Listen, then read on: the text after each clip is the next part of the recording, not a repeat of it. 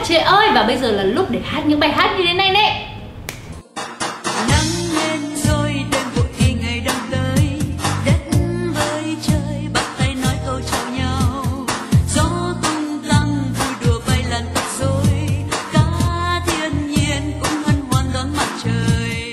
Thực ra đối với cả những người mà thích mặc đồ 2 giây mát mẻ như Emmy ấy, thì chả mùa nào sướng bằng mùa hè cả đấy.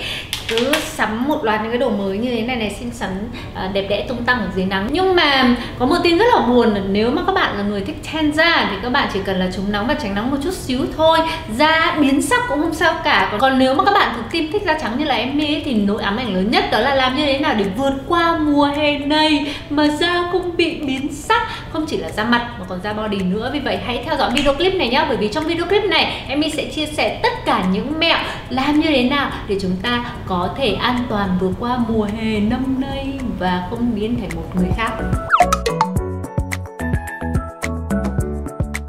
Lưu ý đầu tiên tưởng đơn giản nhưng mà không hề gian dở một tí xíu nào nhá, đó là làm như thế nào để chọn áo chống nắng thật là hiệu quả. Các bạn cũng đã biết rồi, kem chống nắng của chúng ta cho dù có chỉ số SPF cao đến mấy đi chăng nữa thì cũng có thể bảo vệ da một cách tuyệt đối trước ánh nắng mặt trời. Ví dụ như là SPF 50 thì chỉ tương đương với việc là bảo vệ da khỏi 98% tia UVB mà thôi. Còn nếu mà cùng lắm thì cũng sẽ tiệm cận lên con số như là 99 hoặc là 99.5, nhưng không bao giờ mà đạt 100% cả. Vì vậy chúng ta phải tìm đến những biện pháp chống nắng bổ sung khác, trong đó có việc mặc áo chống nắng. Tuy nhiên không phải áo chống nắng nào cũng sẽ có hiệu quả như nhau. Trong thế giới áo chống nắng sẽ có một chỉ số đó là UPF để đo lường khả năng bảo vệ trước tia UV của quần áo chống nắng. Và theo như những nghiên cứu thì một chiếc áo t-shirt, tức là một áo thun thông thường của chúng ta, thì sẽ có chỉ số UPF tương đương với cả khoảng 5. UPF được tính như thế nào? Ví dụ nhé, nếu mà là UPF 50 có nghĩa là chỉ có 1/50 tia UV được xuyên qua đồ chống nắng và tiếp xúc với cả da của chúng ta thôi. Tương đương với việc là da của chúng ta sẽ được bảo vệ trước khoảng 98% tia UV. Và chỉ số này thì khá là trùng hợp với cả SPF đúng không? Bởi vì SPF 50 cũng có nghĩa là bảo vệ da của chúng ta khỏi 98% tia UVB. Điểm khác biệt duy nhất đó chính là UPF là chỉ số đo lường khả năng bảo vệ trước tia UVB và UVA, còn SPF thì chỉ là tia UVB mà thôi nhé.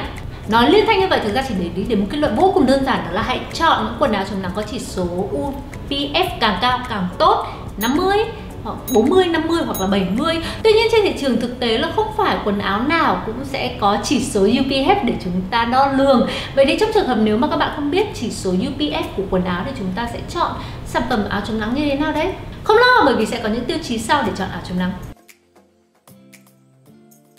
Tiêu chí đầu tiên đó là chất liệu. Không phải là chất liệu nào cũng có khả năng bảo vệ trước tia UV giống nhau. Sợi tổng hợp như polyester, lycra, nylon và acrylic mang lại hiệu quả cao hơn sợi cotton đã được tẩy màu trong việc bảo vệ tia UV. Các bạn có biết chất liệu chống nắng tốt nhất đó chính là gì không? Yes, đó chính là denim hay còn gọi là jeans với chỉ số UPF lên đến 1700, đảm bảo an toàn trước ánh nắng mặt trời. Tuy nhiên nếu mà chỉ đứng dưới 5 phút và mặc đồ như thế này thôi, các bạn sẽ được xông hơi miễn phí. Vì vậy mùa hè tốt nhất là chúng ta nên mặc quần jeans các bạn ạ. Còn phần bên trên nếu mà các bạn không muốn mặc jeans thì các bạn có thể tìm một số các chất liệu khác, ví dụ như là da hoặc là nỉ, chống nắng cũng rất là tốt. Nhưng xông hơi everywhere. Tiêu chí thứ hai đó là cách dệt. Cùng là một loại vải nhưng sợi vải càng được dệt kín thì khả năng tia UV xuyên qua sẽ càng thấp. Đây là hình minh họa của 5 kiểu dệt có số sợi và số mũi khác nhau trên cùng một đơn vị diện tích. UPF càng cao, khả năng bảo vệ càng cao. Thứ ba đó là độ co giãn. Vải càng co giãn nhiều càng tạo ra những lỗ hổng lớn khiến tia UV có thể xuyên qua. Thứ tư đó là độ dày và nặng. Vải càng dày và nặng thì khả năng hấp thụ tia UV càng tốt. Một tấm lụa mong manh không thể giúp bảo vệ bạn tốt như một chiếc áo khoác denim dày và chắc. Tiêu chí thứ 5 đó là màu sắc. Cùng một chất liệu vải thường khi mà chúng ta mặc màu sáng, ví dụ như là màu trắng hoặc là màu pastel thì thấy rất là thoải mái, mát mẻ.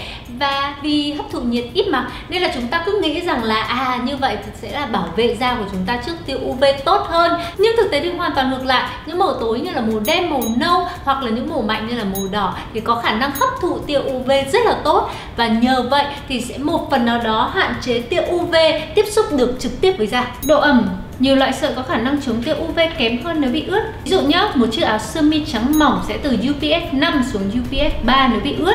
Vì vậy mặc đồ ướt thì trông có vẻ rất là sexy, nhưng mà cẩn trọng nhé, da của bạn đang chịu tác động bởi tia UV nhiều hơn đó. Tình trạng vải càng cũ và sơn thì khả năng chống nắng càng kém đi. Yeah, thêm một lý do để mua đồ mới. Ngoài mặc áo chống nắng, các bạn có thể đội mũ rộng vành hoặc là che dù khi mà đi bộ ở dưới nắng mặt trời. Chăm chỉ dùng kem chống nắng là một yêu cầu bắt buộc trong thời tiết như thế này, không chỉ dành cho mặt mà còn cho cả cổ và cho body. Đối với cả cổ ấy thì thường em sẽ sử dụng luôn sản phẩm dùng cho mặt xuống cổ luôn. Còn đối với cả body, nếu mà như thế thì thấy hơi phí, nên là thường thì em sẽ sử dụng những sản phẩm mà drugstore hơn một chút xíu để tiết kiệm chi phí. Các bạn có thể xem lại video clip về sản phẩm kem chống nắng drugstore mà em đã làm trước đó nhé.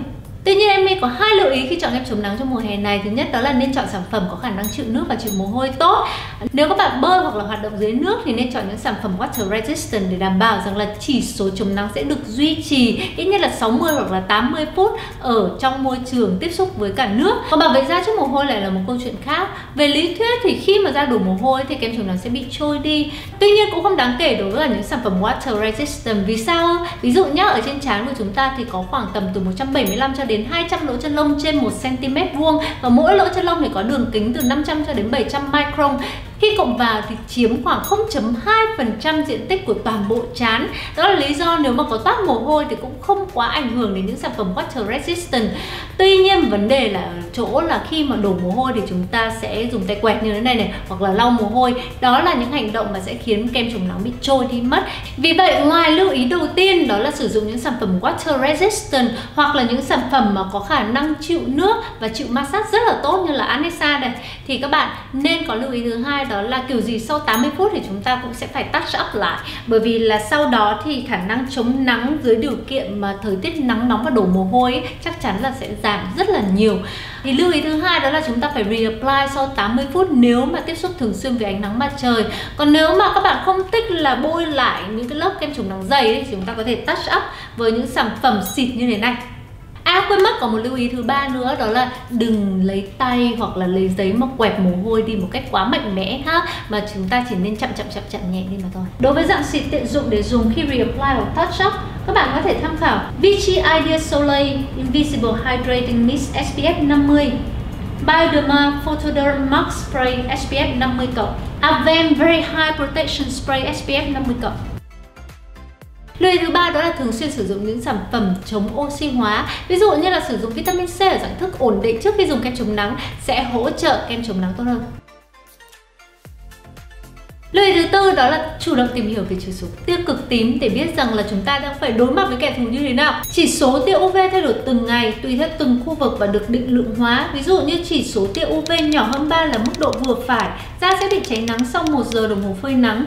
Từ 3 đến 6 là mức độ cao, da có khả năng bị cháy nắng sau khoảng 30 phút.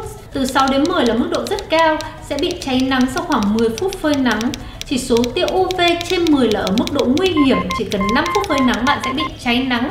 Các bạn có thể download những phần mềm miễn phí như thế này để xem chỉ số tia UV ở nơi mình sinh sống đang ở mức như thế nào. Ví dụ ở thời điểm này đây, Emmy đang ngồi đây và chỉ số tia UV ở thành phố Hồ Chí Minh lên đến mức độ 12.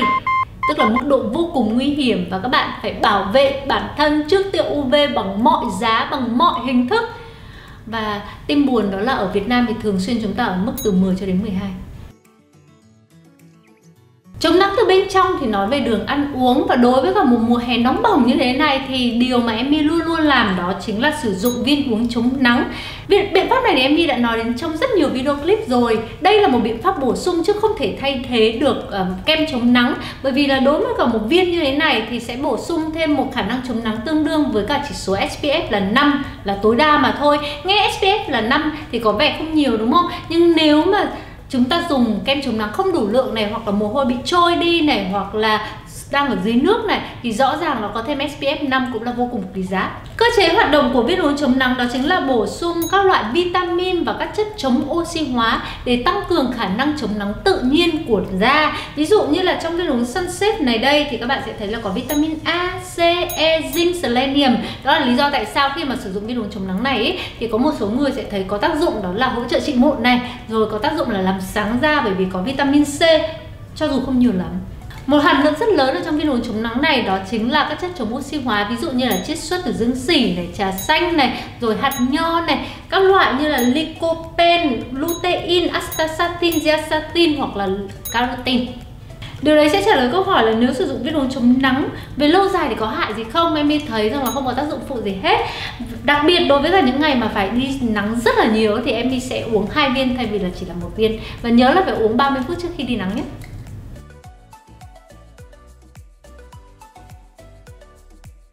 Lưu ý cuối cùng và em cũng đã nhắc đi nhắc lại rất là nhiều lần rồi, đó chính là phải thường xuyên bổ sung các chất chống oxy hóa cho cơ thể, không chỉ là hỗ trợ khả năng chống nắng đâu mà còn là để bảo vệ sức khỏe của chúng ta nữa. Ví dụ như là mùa này thì tốt nhất là thay trà sữa rất là dễ nổi mụn bằng những loại thức uống mát mẻ từ rau xanh hoặc là từ quả mọng, và ăn nhiều cá hồi, cá chua, dưa hấu lên nha các bạn. Đó là những lưu ý cơ bản nhất để chống nắng an toàn dành cho body. Còn nếu mà chống nắng không thành thì các bạn hãy nhớ theo dõi video clip về dưỡng trắng và trị thâm dành cho body nhé.